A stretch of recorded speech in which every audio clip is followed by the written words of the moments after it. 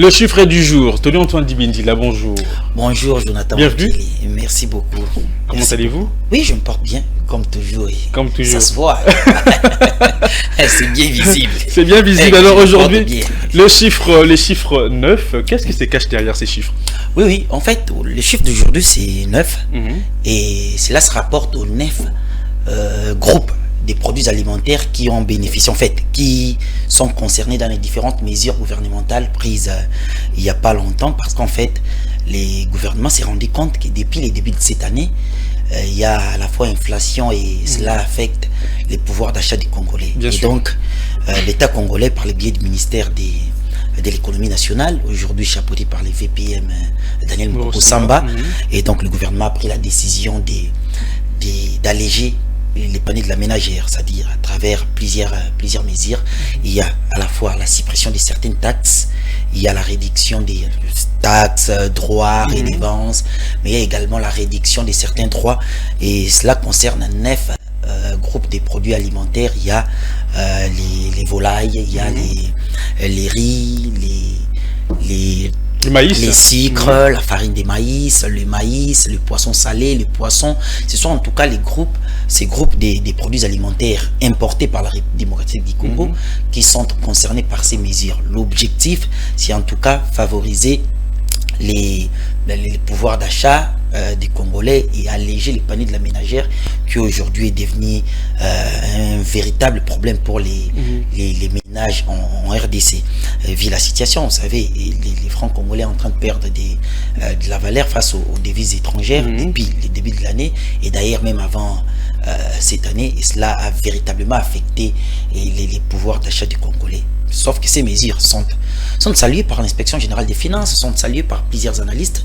Et vous saluez également ces mesures? Oui, bien entendu, je salue, parce que l'objectif ici, c'est de baisser les coûts des produits alimentaires. Vous savez, ici, il y a les poissons, ce sont des produits à grande consommation. Bien sûr. Il y a les poissons, il y a les sucres, il y a les riz, il y a les maïs. Ce sont vraiment des produits alimentaires largement consommés par les Congolais. Et donc, si ces mesures-là visent à réduire les coûts de ces produits, je ne peux que saluer ces mesures. Mais sauf que il y a aussi d'autre part des analystes, des économistes qui estiment que ce sont des mesures, en tout cas, conjoncturel, mais qui pourra affecter d'autres secteurs, c'est-à-dire que par exemple les recettes douanières. Bien sûr. Vous savez, parce que les produits là sont des produits importés, et quand on supprime les taxes douanières, on supprime les redevances, on supprime ainsi de suite à l'entrée de ces produits, et donc cela va impacter également, pourrait affecter les recettes douanières, et quand nos recettes douanières sont affectées,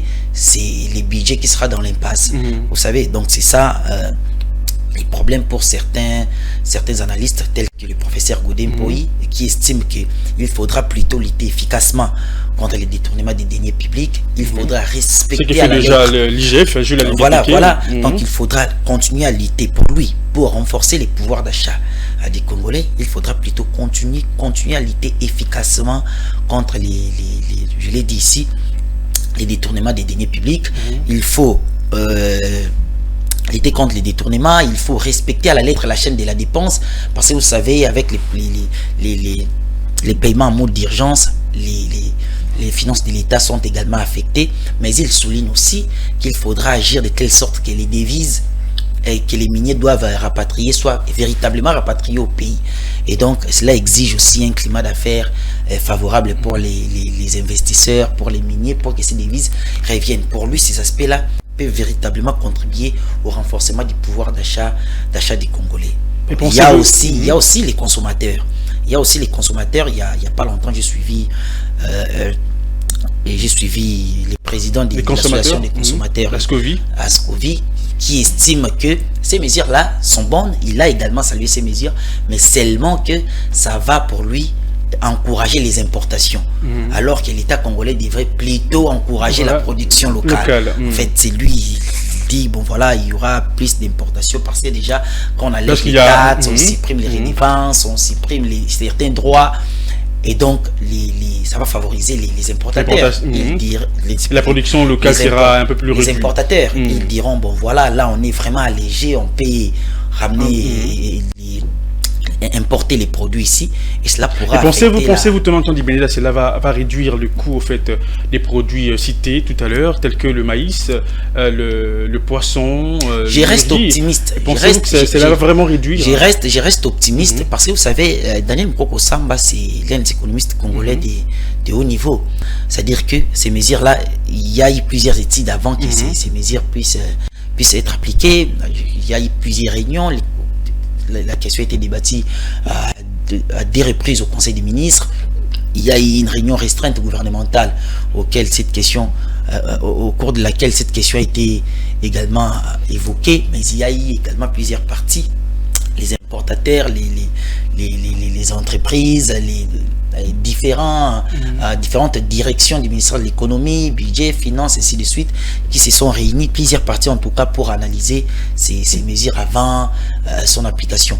Et donc, je reste optimiste, j'estime, je crois que les mesures là pourront apporter un ouf de soulagement pour les Congolais, les ménages en RDC.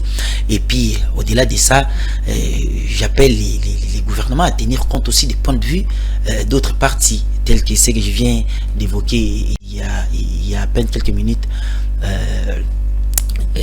pour en fait les allégations du professeur Godin Poy, telles que les inquiétudes aussi du président des consommateurs, des consommateurs congolais. Donc, j'estime que l'État congolais doit tenir compte de ces points de vue-là pour renforcer d'une part les producteurs locaux, c'est-à-dire que la production locale, mais aussi continuer à lutter contre les détournements des deniers publics, continuer à respecter à la lettre la chaîne de la dépense en réduisant, déjà le ministre des Finances aussi fait un effort en ce sens-là, en réduisant considérablement les paiements en mode d'urgence, qui est d'ailleurs passé de 22 à 7%. Et puis, c'est d'ailleurs à féliciter, à saluer. Donc, je félicite les efforts du ministre des Finances, Ali Kondé Libotaï. Et puis, il y a aussi... les respects de la chaîne de la dépense, mais il y a aussi la production locale, comme je l'ai dit, mais il y a également des actions qu'il faudra mener de manière à rendre plus serein les climats des affaires en RDC, et qui pourra justement faciliter les rapatriements des devises, surtout dans les secteurs miniers. Donc voilà, en quelque sorte, merci. En gros, les contenus des chiffres du jour. Les chiffres du jour, le chiffre 9. Merci beaucoup, Antoine Dibéné. Espérons que ces mesures seront respectées, parce que nous savons déjà ici à Kinshasa, lorsqu'on prend des mesures, et après quelques mois, on n'en parle plus. Bon, et nous espérons que ces mesures en tout cas seront respectées. On dit que c'est juste temporaire, c'est juste pour un temps. Ce sont des mesures pour soulager pendant un temps, en attendant d'autres réformes qui seront beaucoup plus approfondies. Donc voilà. Merci beaucoup, Antoine Dibéné. Nous revoir prochainement. Ça sera avec le même plaisir, toujours dans les comptes, bien sûr, de cette rubrique Le Chiffre. Nous allons prendre une transition. Nous allons recevoir Je reste tout été pour le compte, bien sûr, le fait des sociétés.